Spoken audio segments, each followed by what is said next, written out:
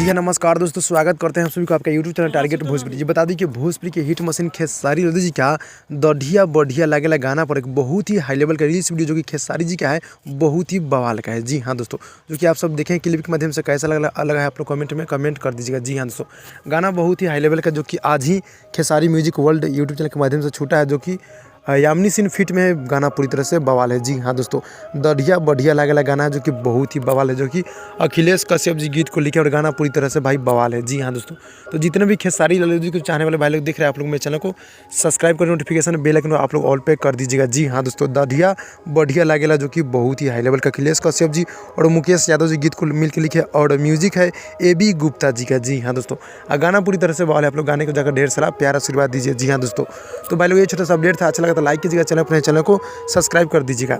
तो भाई लोग मिलते हैं अगले वीडियो में, चलते हैं, तब तक के लिए धन्यवाद दोस्तों।